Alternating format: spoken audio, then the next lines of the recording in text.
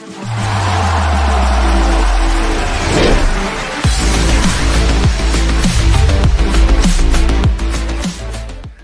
welcome back to another episode of Veach Season. We are your guest hosts, Rocky Magaña and Kramer Sansone, coming from you. Right, I mean, it doesn't matter where you live in the United States of America right now. We are coming from you from the hottest place on earth, from 3 inches from the GD sun. It feels like, and it is a miserable time to be alive right now. Like, you can't even go outside. Like, you step outside and you just literally are just like it's literally the one moment where you're like, not today, Satan. And you just turn around and you just walk back inside. You're like, well, nope, you're running rampant right now. It's definitely ball soup out there. It is utter salty ball soup out there right now. And I tell you what, as I sit here looking at your cat in the background, completely motionless.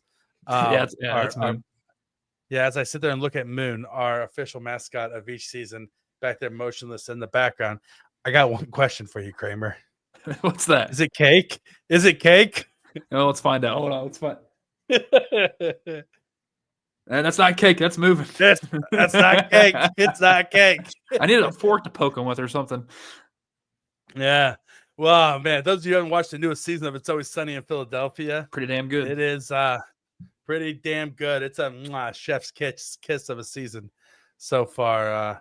We are advocates and aficionados of the television show, and highly recommend. If you want to get half of the cultural references on this podcast, then you need to watch It's Always Sunny in Philadelphia, because it's pretty much 90% of the pop culture references we make on this show. That's very solid. Very true. Well, Krame, what have you been up to this week? Other than just being hot as balls. I mean, obviously, it is that time of the week, where everybody wants to know what's hot with Krame Dog. So this is the week, Rocky, where I have to serve my punishment for my fantasy football last place. And I wasn't the only one who finished last place in my league. 2 of my other buddies are going to have to do the punishment with myself. So this Friday, when this is being released, your boy's going up to Omaha. We're going to a bowling alley, and the punishment is 300 pins. And you got to get 300 pins. But there's also a way you can get pins by drinking beer. And one beer is equivalent to 15 pins. I'm not a bowler, Rocky, so I might have to at least put down 10 to 15 beers in order to get to the goal I want to of like 100. Yeah, I would just say fuck bowling and just go straight to just go straight to the snack stand. So we have to wear a white t-shirt, and we have to mark a Sharpie on ourselves, like the Wade Boggs style. When your beers go down, you mark it that way. You got to beat the Boggs. Exactly. So if I can get to 87, that'd be nuts. And one cross-country flight, that'd be amazing. I'm not looking forward to this, but I know if I bowl my ass off the first game, which usually the first game is my best game when I bowl anyways, and it's downhill from there, I'm hoping I can get to 200. But the thing is, I don't bowl, so is 200, would that be something that I could possibly get? No. So take 2 games. For 2 games, you could get 200. I think in 2 games, the first game is my best game usually. Yeah, but it's gonna I don't know, you could probably get a solid 156 or so if you're not a normal bowler. If you do okay, as long as you just throw the ball straight. See, I know bowling's in my DNA because that's what my mother and my father did whenever they were dating earlier on in their lives. But it doesn't rub off on me. I only had the baseball. I don't know anybody in my family didn't know how to do baseball, but I figured that one out. So I think I could probably figure out bowling on Friday. At least I hope. I'm screwed. I'm gonna be drunk as you know what. Yeah. So your father didn't rub off on you, is what you're telling me? Is that what you're saying? I'm glad. Yeah, he had to really rub off at some point. Honest to God, I'm really glad that your father didn't rub off on you. Good point. Yeah. If he did, then I would. Honest to God, I would just stop the podcast if that was a revelation that we had, and this entire podcast would just be devoted to me making sure that you are okay. Yeah, no, I'm great. I'm fine. The help and support that you need and you deserve. That's funny. With a revelation like that. Yeah, no, I'm good. Trust me, I'm fine. That's actually quite hilarious. But no, I'm not looking forward to this whatsoever on Friday. The only thing I'm looking forward to is seeing those my college boys. Haven't seen them in a minute. That's always fun seeing your buddies, right? I got a friend coming in town from back home this weekend as well to stay with us, Nice. and it's always good to see the friends that you haven't seen in a while. You know, it's the people in your life that make life. People always wonder what the meaning of life is, Kramer, and it's really simple. It's just being around people you enjoy. Yeah, very true. Don't be around dickheads and assholes, and then be around people who love you and who you love, and you're going to be pretty fulfilled. Oh, It's hey, speaking of being loved, did you get my wedding invitation by chance? I did get your wedding. Awesome. Let's go, baby. Awesome. Yeah, it's on my refrigerator right now. Hey, like I said, if you can't come up here for it, I just want to make sure I'm on your fridge. That's all I care about. Listen, all I know is that I need to RSVP by my brother's birthday.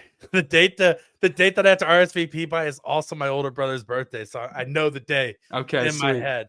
Whether or not I'll be able to make it, it's still up in the air, to be honest. Like I said, But, I just wanted to make your fridge. You're seriously, you're okay. You're on my fridge. I mean, Hell without yeah, a doubt. Like every time I walk past it, I give it a little like Hell that, yeah. you know. Or I give it one of the old Sammy Sosa's, right? Is that one? And after he hit a home run. So and then the stairway shot at the end.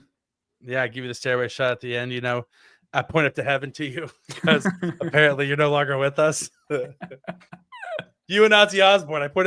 I see your wedding invitation. I do the double kisses, and I point up to you and Ozzy Osbourne in heaven. What an incredible week for people just passing away that are in the pop culture and oh news. My gosh, R.I.P. Ryan Sandberg.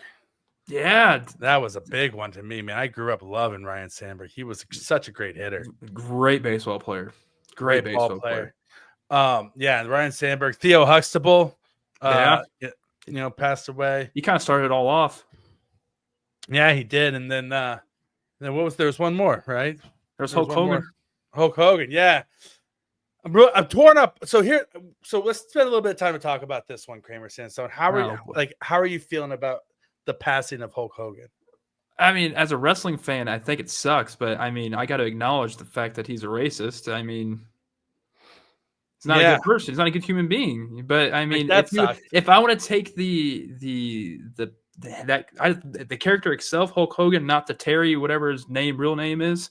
Why can't I think of his real name? I said his first name's Terry. I like Terry Hogan. Yeah, Terry Hogan. I like Hulk better than Terry, clearly, because I mean, I just like the character, the aspect of it, the wrestling, the history behind it.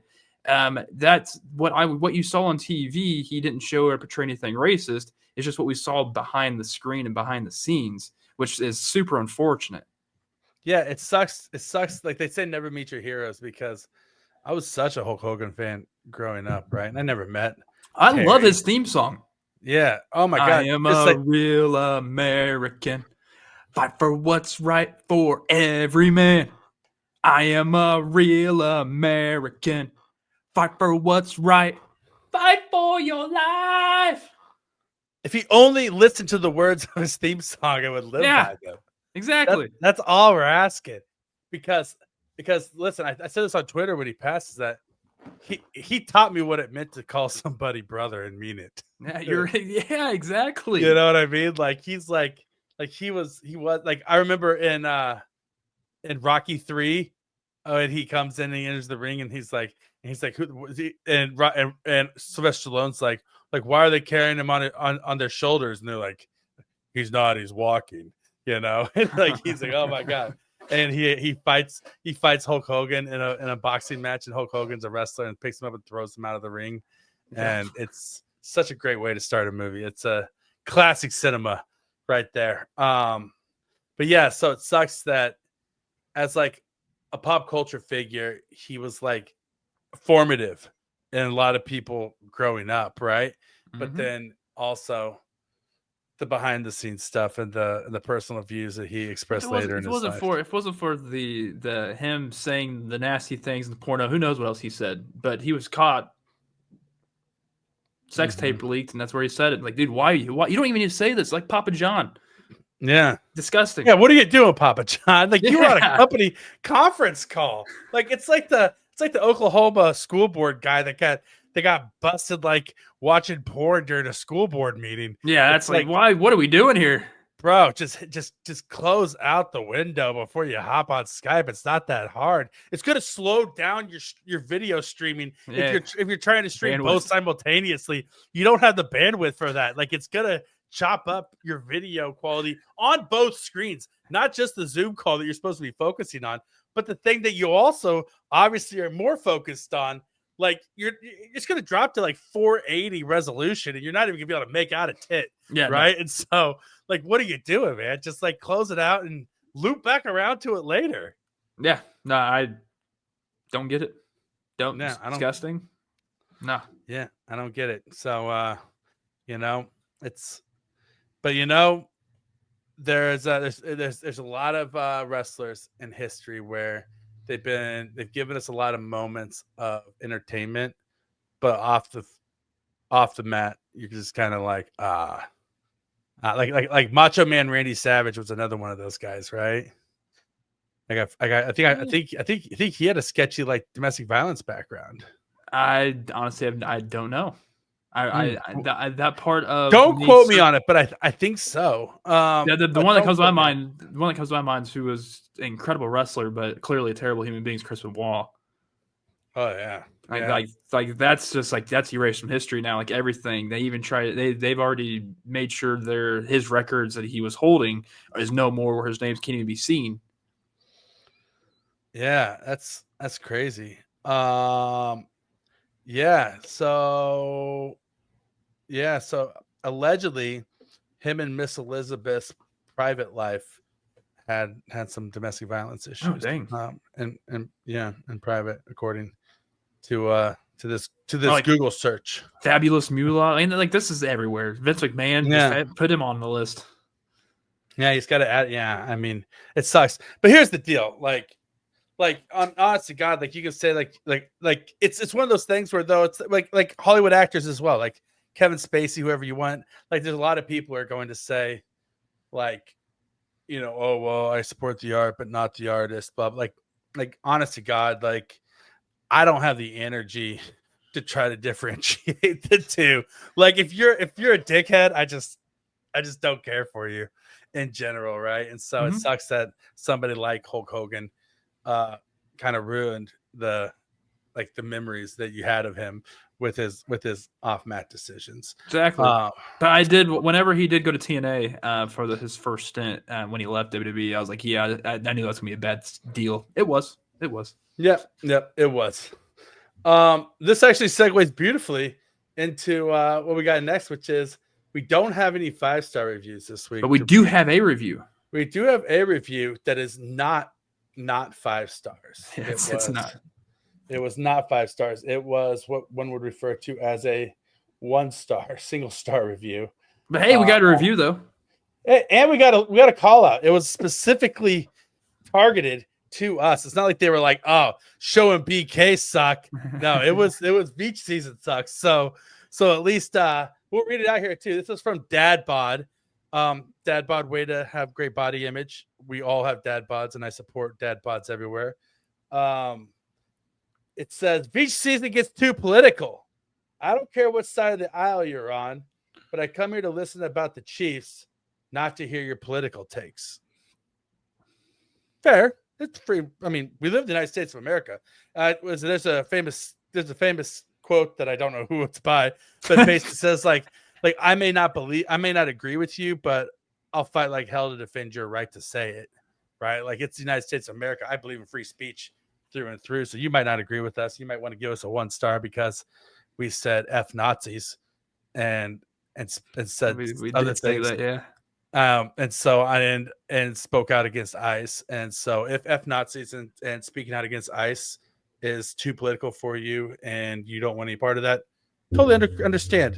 It's your prerogative, right? And we do try to make things fun and lighthearted for the most part on this show, but also at its core, this is a Chiefs podcast, but it's also two guys just hanging out and shooting the shit and talking as friends, and friends talk about a variety of subjects. While we are Chiefs focused, there are other topics that do come into play on Veach season because we're just two guys hanging out at a bar having a couple of beers. Two bros being dudes. We're just two bros being dudes trying to not get canceled. We've been canceled once. I mean, yeah, trying not to get canceled again. But that doesn't hold up. It's crazy that you've been canceled once on one provider and they brought you back to do stuff with them. Yeah, that's crazy. I got canceled and then uncanceled. Dude, they must hate me. Actually, what's crazy is I got canceled and then got brought back for a better podcast. Yeah, you did. Like they brought me back and gave me the mailbag show with Krame with Serta. And so I mean badass. I'm overjoyed. Badass. I'm happy to be over there. I'm happy everything that I do over there. Our guy Pete Sweeney over at Arrowhead Pride is I mean, he's the gold standard in this business. There's nobody who does it better, nobody who has more integrity, nobody whose opinion I value more on football and journalism than him. Like, not just the Chiefs, just across the board. Like, he's the best in the game, bar none. Like, even on the back end of things, like if you see the way the man moves and the way the man operates, like he is unquestionable in his integrity as a journalist. And so being able to work for him is, in any aspect, in any capacity, is an honor, to be honest. And the same with Serta too. The fact that Serta gives us the bandwidth to get a 1-star review and then talk about the 1-star review and then not get canceled and be able to say fuck Nazis on the air and not get canceled and still have a Chiefs podcast, right? And then have a Chiefs podcast that's the official Chiefs podcast of Halle Berry fans. It's true. Everywhere. I really feel like we haven't had enough Halle Berry content. We haven't had it in a minute. In a minute, and we really got to get back to it. She dropped a couple of tweets today that I haven't read yet that I'm kind of interested in seeing. One of them said the song of the summer. I don't know what that means because I haven't clicked on it yet, because it gives you like your highlights, you know, like you're like, Halle Berry sent out a tweet. You might like this. I have the same thing with like Ian Rappaport and stuff like that. But in my heart of hearts, I pray that she recorded an album, because I don't care how good it is. Like I'll listen to Halle Berry album. I'll listen to her talk. I'll listen to her talk nonstop. I'll listen to her talk. Mm-hmm. Like if she, man, yeah, that's why I want to get her on the podcast. That'd be sweet. Halle Berry, if you're listening, please. I just want to get you on the podcast and listen to you talk, ma'am, because you're a bad man, mofo. Yeah. Also, this is off topic, obviously. Veach season, baby. Let's go. Have you listened to Tyler, the Creator's new album? Don't Tap the Glass. I need to. Holy shit, Kramer. After this is over, listen to that album. That album is a Dude, banger. I gotta wake up super banger. early tomorrow morning. I don't know if I can listen to it tonight. Well, when you wake up tomorrow morning, listen to it on the way to work, because that shit'll wake you up and get you going for the day. It is fast-paced, just get going, get you pumped up, get you moving for That's what I've heard. That is exactly what I've heard. It is the shit. It's only 30 minutes long, and it is just boom, boom, boom, banger, banger, banger, just badass beats and great bars. I mean, I can get behind that. Okay. That's a 5-star album. Like it's one of my favorite albums I've heard this year. It's Don't Tap the Glass by Tyler, the Creator. Impromptu album review, 5 stars. If it was cake, I'd eat it and listen to it too. All right. Turning the page to something a little bit actually football related and a little serious. There was the shooting at the NFL offices this past week. A gentleman who reportedly claimed to have suffered from CTE, traveled to New York City and opened fire in the lobby of the building that the NFL uses for its offices. And then he took an elevator to the wrong floor, got off and killed somebody, and then turned the gun on himself. There's nothing else to say about this. It's a tragedy. It's a sad, sad thing. Like, just the gun violence and just the idea that somebody feels pushed to the brink to do something like this and feels justified in doing something like this is because they feel like the NFL has wronged them by hiding the dangers of the sport or whatever. Like, it's it's just like anytime something like this happens, it just sucks. Like there's just so many things that just suck Like sometimes. this could have been super like avoided. This could have ended in a different situation. Like the guy didn't have to go in and start killing people. That's what I don't understand. Why are you taking other people with you when you know you're going to turn it on yourself? Like nice little cute little note you left behind, but still that doesn't take that after the fact that you just murdered 4 other people or 3 other people. I'm not sure how many it is. It's 4 too many, 3 too many.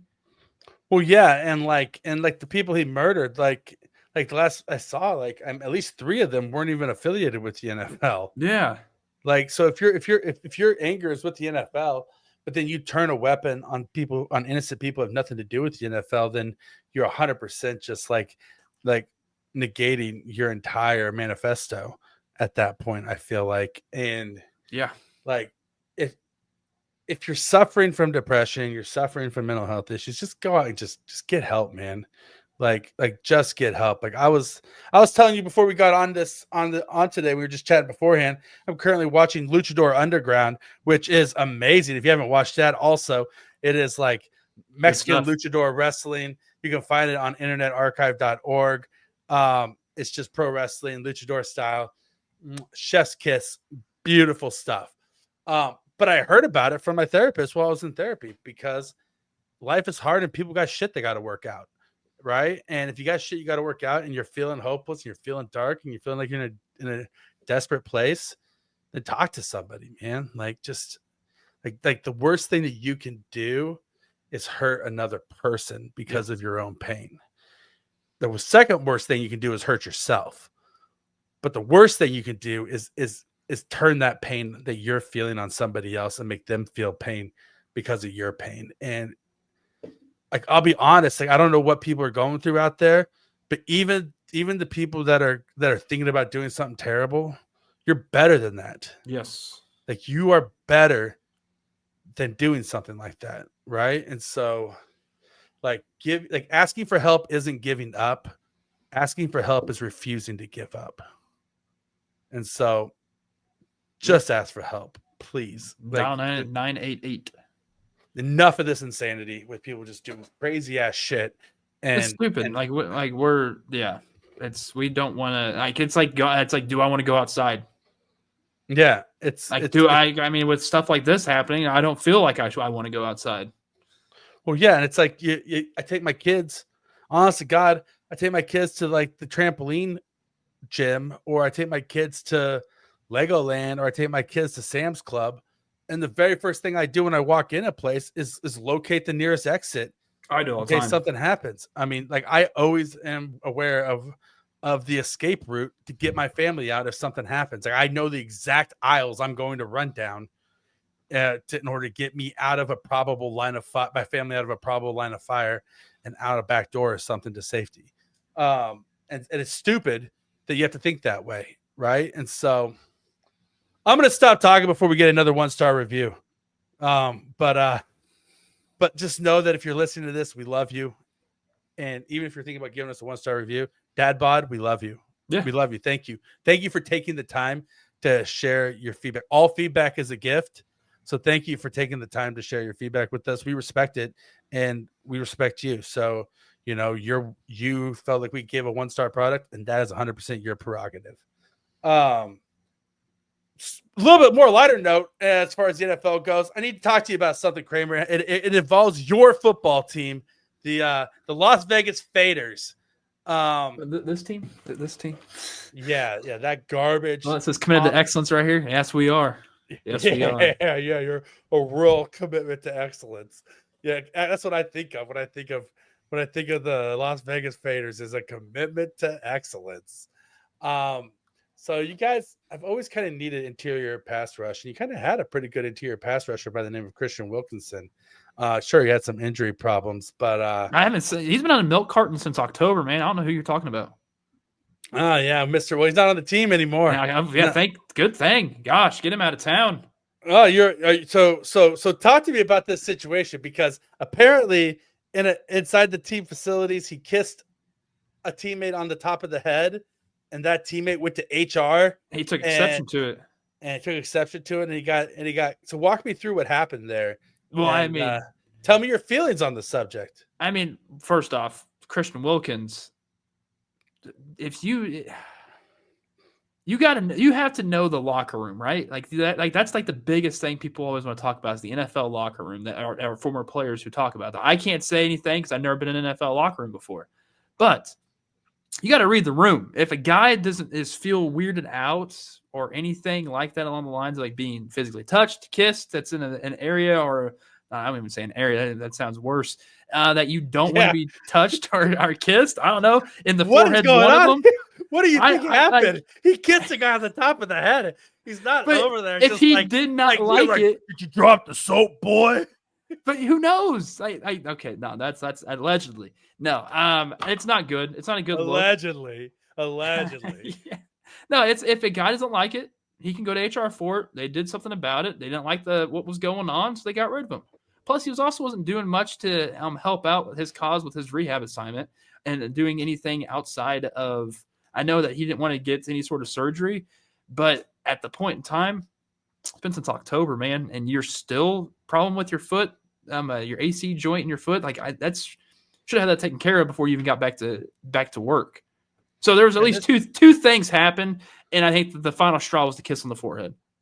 This seems more like an injury situation and like a reason to get rid of him. Yeah, them having a problem with his luscious lips on a teammate's 100%. And let's be honest, you just got to know your crowd, right? Yeah. Like if you're Christian Wilkinson, you could probably walk up and kiss Travis Kelce on the top of the head, and he's gonna be like, "Thanks, big guy." Yeah, but if you're kissing like a guy named Richie Incognito, that's not gonna fly. Well, that's what I'm saying. But if you walk up to Harrison Butker and kiss him on the top of the head, he's gonna flip his shit and just like run to HR and just be like, "He kissed me on the head, and I don't know what I'm gonna do about it." The annoying thing is now I'm trying to figure out who the person he kissed. Because it has to be a defensive guy, because the defensive players always hang out with the defensive players. Yeah, maybe a special teamer. Maybe it was like I don't know. Yeah, it had to be a defensive guy. So was it Max Crosby? Did he walk up and kiss Max Crosby on the top of the head? I don't think that. I don't think Max Crosby would have cared, would he? He might. He might. Yeah, because he would think about it. He had the money. Like they have both big contracts. They're both had big opinions on the Raiders, but the biggest opinion of them all is Max Crosby. Like he's literally the captain. He is the face of that defense. What if it was Max? So what do you think that the backstory is? Maybe Christian Wilkinson's availability was in question and whether or not his commitment to the team was there in his rehab assignment. And maybe there was a scuffle about that.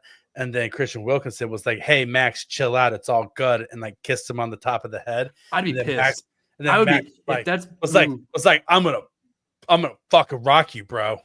Nah, also I think Max would do something about it physically and not go to HR. Yeah. So I don't think he's not an HR guy.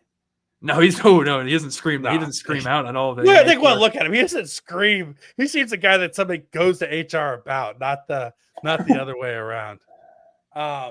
Right. What if it was Ashton Genty? It had to have been something that happened last year, or did it happen recent? Did it happen during camp? I think it happened recently. Good gosh, that's the case. I doubt it's Genty. It's got to be some defensive guy. Brock Bowers. He's got the name for it. What's that supposed to mean? It means guys named Brock would go to HR. That's what it means.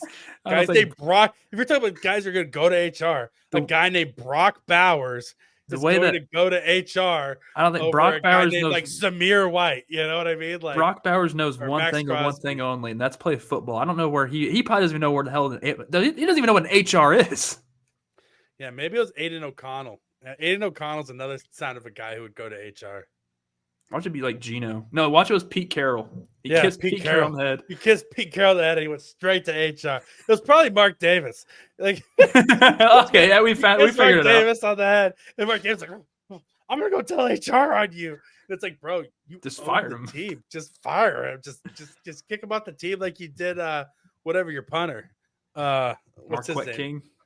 Yeah, he did Marquette King. Now, John Gruden when he gave you a noogie. Well, no, because that was what happened, right? Like Marquette King said on the podcast that he gave Mark Davis a noogie in front of everybody, and I did then he not got hear cut. about this. That's Yeah, yeah. crazy. Basically he was talking to some girls in a lobby of a hotel, and Mark Davis came in, and I guess back in the day they used to all kind of like tease Mark Davis a little bit, like bad because he was like the owner's son, and then he became the owner, and he came into like the lobby of a hotel that they were staying at, and Marquette King like in front of like people like put him in a headlock and gave him a noogie. That's funny. That's And he good. got then he got cut. You know what I like about this segment though? We get to talk about the Raiders. That's a Nice. Raiders bullshit thing to happen right there. And listen, this is a Chiefs podcast, so no more Raiders talk. We're talking Josh. We're talking. Speaking of people getting in fights, though, Josh Simmons and Ashton Gelati this week in camp, baby. They went to blows twice. Twice they got in a fight. Oh, fiery. And, a little fiery. And I like the fact that Gelati's not backing down from the bigger man in Simmons, because Simmons definitely has him outweighed by 20, 30, 40 pounds and definitely has the reach on him. But you love to see the competition more than anything. Mm-hmm. I like the fact that neither one of them are back down. They're both strong as hell, guys. And it's just competition based. It said two guys are going after it, two guys are scrapping, and they're just competing. And God, it's football, baby. I mean, football is back, and you love to see that as your young rookie guys, because it means they care. Yeah, they truly care, and it's showing it. And what I like about it is I can see Gelati. He's good. Like, I think the way that he shows his fire during training camp, especially during those clips, like it's incredible because of, like you said, it's like a David versus Goliath. Even though these guys are both massive mother truckers, we both know this. It's just it's good to see this because they truly care. They want to be there. They want to play football, no matter how physical it is, demanding, how hot it is in St. Joe's. It's been incredibly hot in St. Joe. They're just working.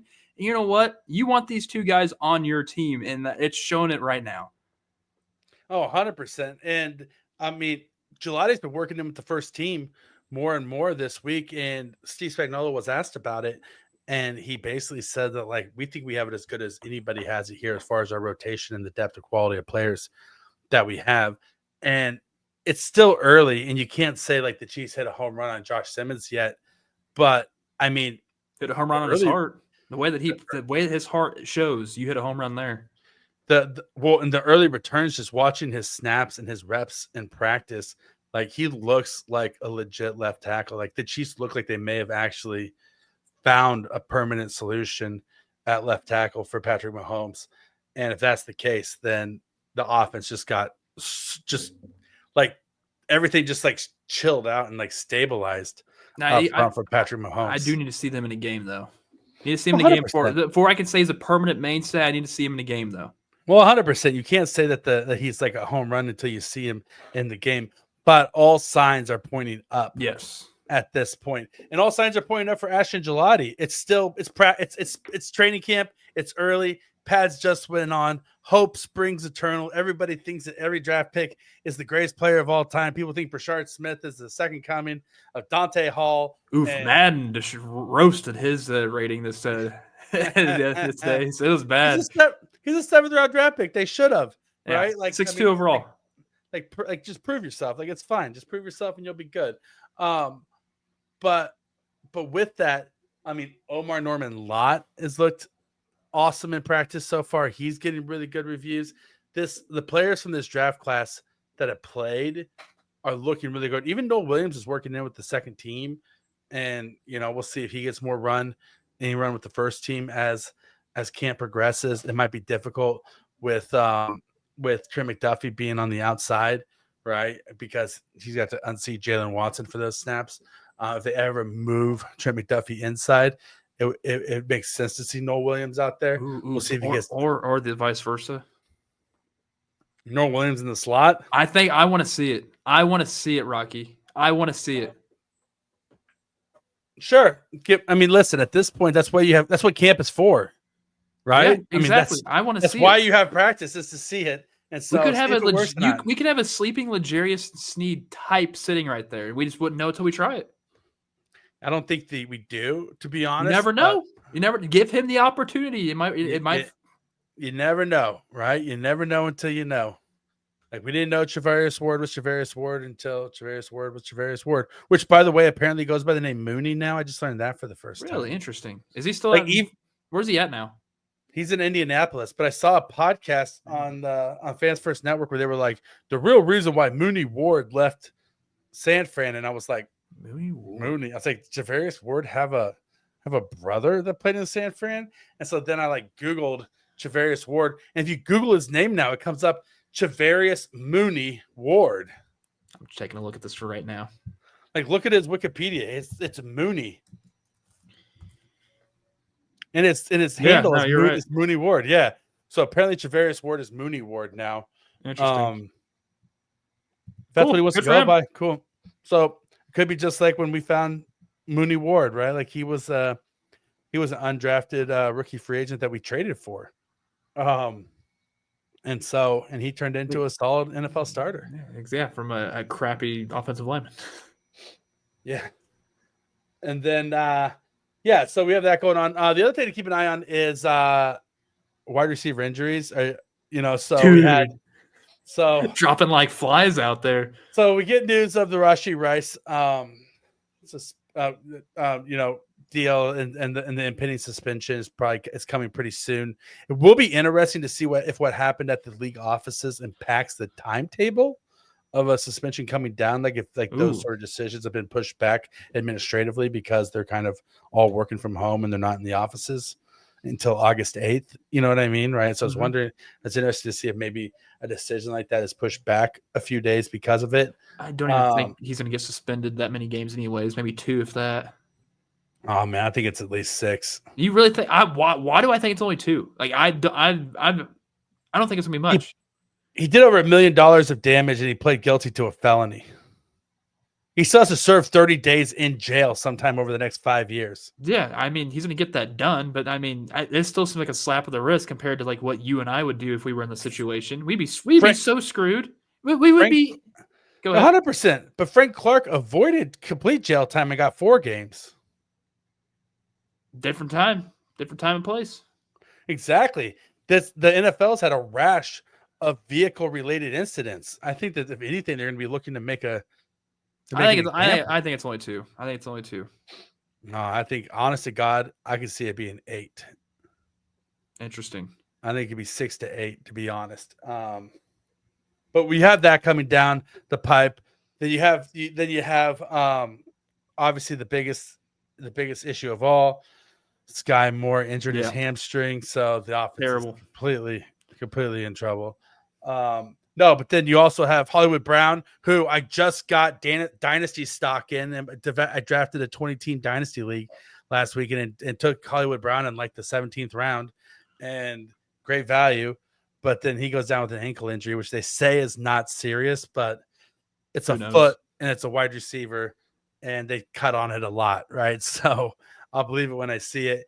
And then of course Xavier Worthy gets a head injury that they say isn't serious, but with head injuries, you never know. They were both held out of practice today. And so but regardless, like you want, like with what happened to the Chiefs wide receiver room last year, like I'm just nervous. I'm a little nervous about the depth.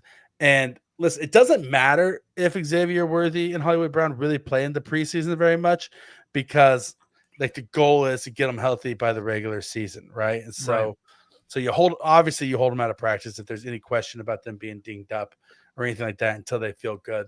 But this always happens when they put on pads for the first time though too, right? Like you've got all off season without any contact, and then suddenly you have contact, right? And so it's like basically getting the rust off, like the actual getting physically hit type of rust off, or trying to pivot or maneuver in front of somebody you haven't been doing in so long, so doing something different. It's not just a guy standing there, you just have to cut around him.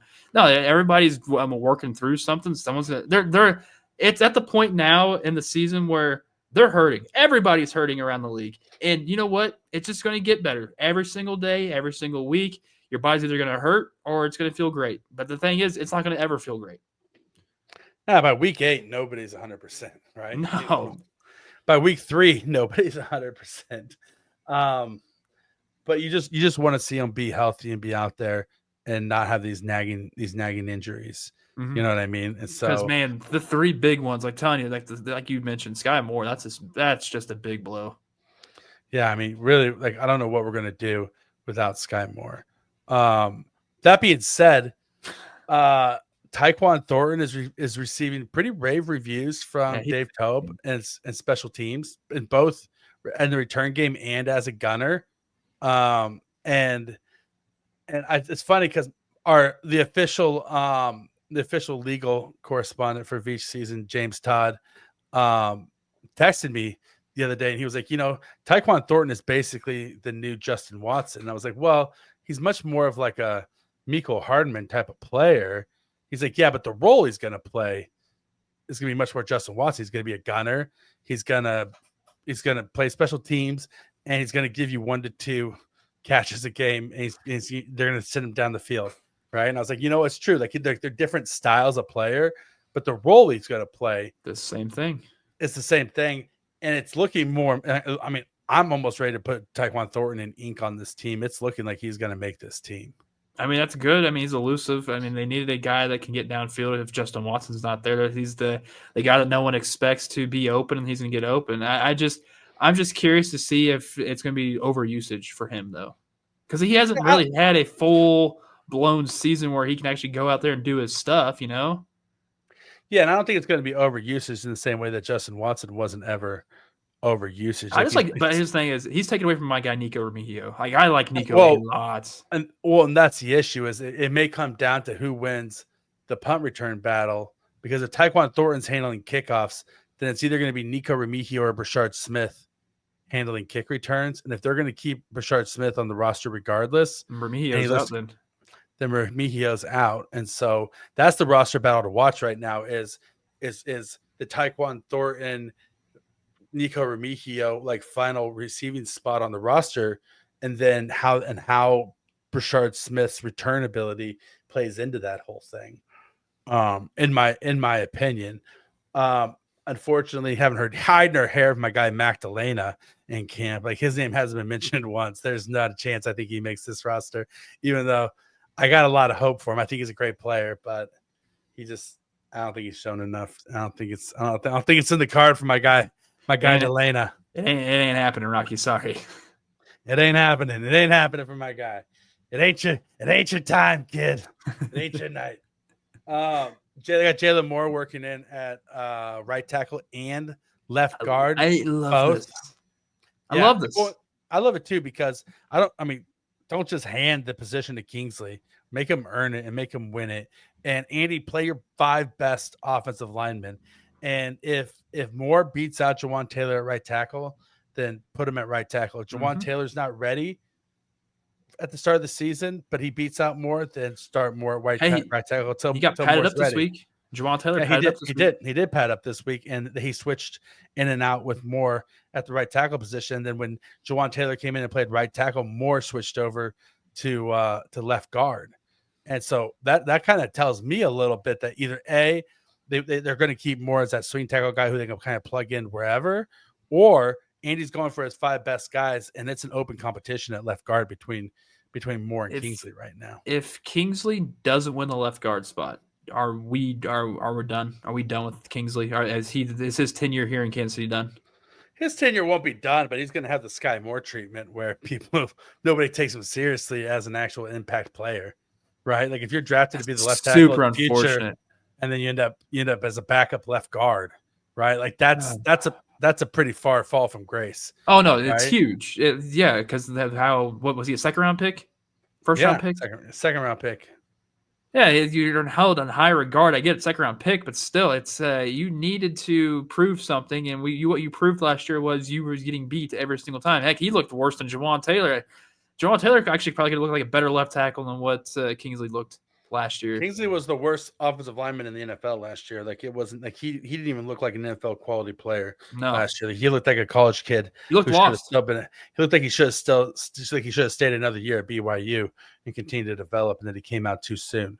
Was he at BYU? Looked like. Yeah, he's a BYU guy. Why did I think he was UCLA for some reason? No, he's a BYU guy. And what's crazy is he's Penei Sewell's cousin. Oh, it's like Yeah, I was and thinking so Oregon because I'm thinking of Pac. Pac-12 is not yeah, even a thing anymore. Duh, Kramer. yeah. But yeah, so he's Penei Sewell's cousin, and so you like to think, oh wow, it runs in the family, but And it doesn't seem like it the barely nicked him. yeah, barely nicked him. Yeah. Oh, I dodged it, but it barely nicked me. Oh, Shay Gillis. I love it. That's a good callback. That's a good bit. I just saw Shane was in town. I went and saw him a week and a half ago. It was great. Have you watched Tires on Netflix? Dude, I can't get into it, man. I just can't. Me either. Just can't get it. I love his specials. I love his stand up. I thought he was hilarious on Saturday Night Live when he hosted. Mm-hmm. I can't get into the show. Can't do it. Seriously. Like even my best friend told me, he's like, yeah, no, you need to watch the first episode of season 2 and you might change your mind. Did that, didn't change my mind. Yeah, me either. It's crazy, right? It's not I don't understand it. Just don't. Because Shane yeah. Gillis is hilarious. He's my kind of guy. Yeah, he is. He's my kind of guy. I like his Budweiser commercials with Post Malone. Hey, you know you're not supposed to. We can't drink on set. Hey, you can't drink in a beer commercial. Really? All right. Which is crazy. I didn't know that, right? But if you think about it, you don't ever see him drinking a beer commercial. No, they're always holding the beer. Yeah, that's insane. Or they're putting like a lime slice in it if it's a Corona, right? Or True. Or Tony Romo's answering the phone, answering questions on a beach if it's a Corona. Or what other beer commercials are there? If it's a Stella Artois, they're like filling it up and it's like foaming over the glass seductively and they're like slicing the foam off the top. I mean, the Dos Equis man just held it. That's true. Heineken, it's always just like a bunch of people in a club with friends just having a good night. And it's like, make it a Heineken night or something I'm like that. usually fighting off tears in Budweiser ones. No, I mean, yeah. I mean, Budweiser's the king of beers. I could use me a Budweiser right now. You know, I'm much more of a PBR kind of guy. Dude, I can't do that. Unless it's the coffee. PBR coffee is good. Yeah, just PBR. Oh, yeah, it's fine. But PBR beer that's my beer. That's my beer there. That's my so let me say there's too much of a thickness to it. I just can't that's my shit beer. PBR is my shit beer. Like if I'm gonna drink a shit beer like Budweiser or Miller or PBR, it's PBR hands down through and through. But you're classifying Budweiser as shit beer? That's crazy. That's a Budweiser's complete shit beer. Are you kidding me? I love Budweiser. It has the best flavor, man. Oh God, you're drinking flavorless piss water. You might as well be drinking Michelob Ultra. Fantastic. Oh, it's Michelob's bad. Budweiser's amazing. Like literally, if you're gonna drink shit beer like that, then at least like okay, here's the shit beer rankings right here. PBR is number 1. Miller Lite is number 2. Coors Light. What do you classify as good beer? Actually, I'm curious. Hams is probably number 2. Oh God, like Hams. Then you got Busch. You seem like a Hams guy. Then you got Natty Light. Then you got Schlitz. Then you got Bud Ice. You know what? A beer that I would love right now is Spotted Cow. Oh, I could use one of them. Oh, get them up north. There's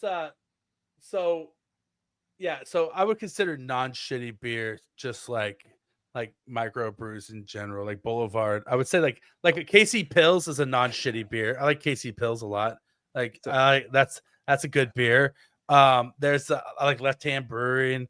I like Stone. I'm talking about. I like what, like beer, like a real beer that has real flavor, real body, and real alcohol content. Budweiser has none of this stupid 4.2 with rice in it. Rice in it to mild the flavor bullshit. At least drink a Guinness, for God's sakes. Oh no, that's too freaking thick, too dark. Oh my God, you're just so white. No shit. You just like not even like hipster cool. Well, that's the thing is, I really don't drink beer at all. Like I'm more of a give me the tequila, give me some Sprite. I'm great. Yeah, not even like what you're just so St. Joe. You're so St. Joe, Missouri. That's true. It is. I'm a St. Joe, Missouri guy. You're not in for that city boy stuff like IPAs and Hey, don't ever make Dude. don't make my IPA hazy. Dude, I don't want a hazy IPA. I do love me some chocolate milk stouts, man. Yeah, that's a good beer. I do any type of stout. I'm down with a stout. Right, and so are we gonna do like an import beer, like a Delirium Tremens? Like that's a really good beer. There's some nice beers out there. When you come to visit me in Tampa, I got some local breweries down here. You know what? I need to come when it's not like hot. Come in the wintertime, and I'll take you to Cage Brewery. I'll take you to Green Bench. I'll take you to Tampa Bay Brewing Company. I'll take you to Coppertail. Like we got Florida Avenue. Like there's breweries all over town down here that I'll take you to. Interesting. Okay. That are awesome. Hidden Ale Works. Oh man, they got a beer called Bear Lasers that'll knock your ball sack off. It's delicious. So I mean, there's some real beer out there. But if I'm gonna drink shit beer, it's gonna be PBR. That's Veach season, baby. And I'm sorry if that's too political for you, Kramer Sansone. Not to get too political, but Budweiser's shit beer, and I like PBR. Nope, love me some Budweiser. Veach season, baby. All right, all right. Next topic is 100% you. I need your breakdown on this. Your guy Saplicki lost the punt battle. We have another season of Punt God with the Kansas City Chiefs. Give me your take on it. I mean, yeah, it was a coin toss the entire time. I personally thought Ariza's time was done because of how poorly he played during the Super Bowl. Like that right there should hang so much weight. But apparently he's been hitting his spots, doing what he's supposed to, a lot better than old Eddie. So the punt god stays. Matt Ariza. And Eddie Saplicki got injured too, which didn't help the matter. Yeah. But Dave Tobin already said that Ariza kind of had the edge on him a little bit too. And so it's unfortunate because I do think that it is a spot where the Chiefs could possibly upgrade. But an undrafted free agent like Eddie Saplicki, it was nice. It was a great gesture and thought they invited him to camp. Listen, and if they really are intent on giving Matt Ariza some competition, there's still time to bring somebody else in. Mm-hmm. It's like there's a shortage of punters out there. I guarantee you there's somebody looking for work who can punt the ball. I can punt the ball, Pee-me. It's not going to go that far, but I can do it. There you go. You can snap the ball. You can punt the ball. You can snap the ball to yourself. You can fondle the ball. You can do whatever you want to the ball. You can do whatever you want to my balls, Kramer Sansone. Ball fondlers. Ball fondlers. So here's the thing about Christian Fulton is still out, which I'm concerned about. Not good. No, not good. Chamari Connor's playing in the slot. Yeah. And I swear to God, if Chamari Connor plays meaningful snaps in the slot this year, I'm going to just bang my face into the wall instead of watching the game. But hold up. Would you rather have Chamari Connor there, or would you rather try out Noah Williams? I'd rather bring in a veteran free agent. Like who is a veteran free agent right now that they can actually afford to come in and do this? There's not one. There's a lot of guys still on the market who are veteran free agents who could possibly come in and do this, who, if they want to play football this year, would sign a reasonable contract. I mean, you saw Ray Bradbury, Rasul Douglas, Cam Sutton, Asante Samuel Jr., who can't tackle, I know. You want him to play in the slot? No, but I mean, I'm just saying there's guys out there. You know what I mean? Like, I take Rasul Douglas or Ray Bradbury in the slot. I take I don't know about Bradbury. Rasul Douglas, maybe. Like, let's look at this real quick. Hold on. I'll tell you who's still available, and you tell me if there's any of these guys that you think the Chiefs could bring in for a reasonable contract on a 1-year deal to play slot cornerback for. Right? Okay. You ready? I'll give you the rundown here of the players. Okay. All right. So what we want here is I'm going to filter by cornerback. Sorry, let me hit this real quick. All right. So here's currently who's available. James Bradbury is available. Kendall Fuller is available. Stephon Gilmore, but he's 35, is available. Rasul Douglas is available. CJ Henderson, Emmanuel Mosley, Asante Samuel Jr., Cam Sutton. CJ Henderson would be very interesting. Trayvon Mullen, Caleb Farley. I mean, those are the guys who are still available right now who at least are recognizable enough names. Trayvon Mullen, I like him clearly. Yeah, still only 27. Yeah, there's these are the. There actually is some people that they wanted to, but what's the cap? What's the cap looking like for the Chiefs? I'm not sure what the cap's looking like right now because last time I saw the 17 million. Under the cap still. The team cap space is 17. Total cap liability. Where'd you see that at? Overthecap.com. Where are you looking at that? Over the cap. Yep. I tend to trust our guy John Dixon over at Arrowhead Pride does a pretty good job with it, and I tend to trust his number because he seems to be pretty accurate with it. So let me even on Spot Rack says 17. Let's see here. See what he's got for us over here for it.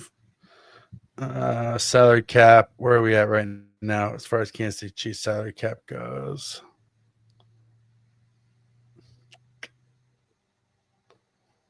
If we have it. The only thing that blows is the Chiefs signed a corner in Christian Fulton this offseason. So it's like they allocated $7 million to him. So it's like they were trying to at least upgrade that spot, but it's just like, damn, it sucks that he's hurt now. It's like it's something that I mean, you knew what you were signing when you were making sure that he was inking his signature on there. You knew what you were going to get. Yeah, you knew what you were going to get. And yeah, so John has us currently at 17.4 million as well. So I mean, if they want to go out and sign a guy, I mean, they got the money to sign pretty much anybody they want right now off the street, and I wouldn't put it past the Chiefs for doing that either. No, especially if it's a guy like Rasul Douglas or CJ Henderson or something, or one of these veterans. Like, they don't want to sit there and practice in 100-degree heat. They're going to wait until about week 2 of the preseason when camp's already broken and they're back in Kansas City and be like, okay, I'm going to choose the team I want to play with now, and then possibly come in and just be like a late offseason signing because they don't want. And plus, who knows? Stay in a dorm. They don't want to stay in a dorm. And who knows who's going to get cut after the first round of cuts? Well, also that and by that same token, a lot of people are talking about the depth of the running back position. With this being a historically deep rookie running back draft class, there's going to be veteran running backs who are going to get cut this year that are going to surprise some people. Yeah, I agree. Right? I mean, if for instance, I'm not saying that he's going to get cut, but you look at the Cleveland Browns running back room, and they currently have Jerome Ford, Keyshawn Judkins, and Dylan Sampson, all three in their running back room. That's a deep, depending on what running back room Judkins gets slapped with what he did. But still, I mean, but they're not going to cut him. True. You know what I mean? And so it's just one of those things where it's like there's going to be guys, I think veterans, who get cut that people are going to be like Raheem Mostert could get cut by the Raiders. Elijah Mitchell could get cut by the Chiefs. Yeah, which I don't think that's going to happen. I honestly, God, don't. I think he looks pretty good so far, but I got him on my out. You got him on your out? I got him on my maybe out because he's injured, but if he's healthy. Here's the curveball. Before we get in, we're gonna get into the games that our global games news network games they play of the week here in a second. But before we do that, Pete Sweeney made bringing back Pete, why he is the best, made an observation today that undrafted rookie free agent cornerback Kevin Knowles for the Kansas City Chiefs has started in the slot for the second straight day with the second team. and which is pretty remarkable for a rookie undrafted free agent to do. And when he was asked about it, Steve Spagnuolo said that he's a quick twitch guy. He didn't know a lot about him before he came in, but that the scouts identified him as a guy that they like, and that he's looked really good in there so far. I'll be honest, I haven't watched a single tape of Kevin Knowles, a single snap of Kevin Knowles tape yet. But just doing a quick look at his PFF and his advanced stats over there, leaves a little bit to be desired. Allowed 60% completion percentage, missed 22% of his tackles. In 2023, he allowed an 87% completion percentage and missed 44% of his tackles. Oh, it's got worse. He's not a big guy. Yeah, he's 5'11", 190. Had like a 50 overall coverage grade, 55 overall coverage grade. There's a reason why he went undrafted. Yeah. With that being said, I'll be honest, I don't really think that I don't think of like the Florida State coaching staff as like a great developmental coaching staff either. And so if this guy is just like a raw athlete with quick twitch ability and he gets in the Chiefs program and the Chiefs are able to coach him up, then the Chiefs maybe they found a guy who can be a rotational player, kind of like a Chris Roland Smith. But I mean, I don't think that stops you from bringing in a guy like CJ Henderson. Or is this like something that they're doing right now? Is like, all right, let's see if how long can he last doing this twos? Because like, all right, he's doing great, doing great. Maybe some days running with the twos, and he like might be the worst day, the worst practice of his life. Something that you don't truly want for a guy to happen, but it could easily happen. This guy just can't allow that. He needs to keep showing out each time because we know we can go back, we can stat look like we just did. It looks bleak with this kid. It does. So maybe they did find something. Maybe they found that dime in the rough by not even drafting him because he's clearly an undrafted free agent because no one knows even who the hell he is until Pete said something. Yeah, and maybe this is a Steve Spagnuolo special like Nazi Johnson where he's like, I love this guy and I'm going to put him out on the field even if he can play NFL football or not. He's going to get beat deep a couple of times. It's going to be super ugly. You know, and so, I mean, I don't know. So the jury's still out, but he's a name to watch and he's a name to keep an eye on that is kind of just like came out of nowhere. It would be enter fun. the mix and earn snaps. It'd be fun if he won the job. It's a great story. Anytime there's an undrafted guy who earns a job in the NFL and becomes an actual player like a Travarius Ward, it's an amazing story. It's a rags to riches Rudy. It's every American's favorite underdog, you know, everybody has a puncher's chance type of story. And so you love to see those. Yes. Do you know what else you love to see? Random ass games that they play from around the world. Dude, have you know I've been finding more and more and I've been sending them to you because we talk about it every single week. So you sent me that darts guy, that 18-year-old who Luke won Littler. the Triple Crown. Luke Littler. The guy looks like he's 60. How old is he? 18. Not a chance. Yes. If he's he just 18, throws. He chucks darts. Oh God, he looks like he is like my uncle, like my dad's college roommate. That's what he looks like. He looks old as shit. He's a badass too. He is a badass. I'll give him that. He won the Triple Crown in darts. But today's sport is something special for you. Oh boy. I'll be honest with you. I don't know the rules of this sport. I don't even actually know how to pronounce it. I just saw like a short clip of it and I was like, this is insane. We're going to cover this on the Global Games News Network. And I'm just going to show it to Kramer. How would you pronounce it? Because I'm pulling it up right now on my phone. Kabaddi. Yep. So what we have is we have 2019 Pro Kabaddi highlights of the Tamil Thalivas versus the Bengaluru Bulls in the Pawan Sarawat Magic. You ready? Oh boy. That's three different teams. That's three different teams highlights from the Pro Kabaddi League.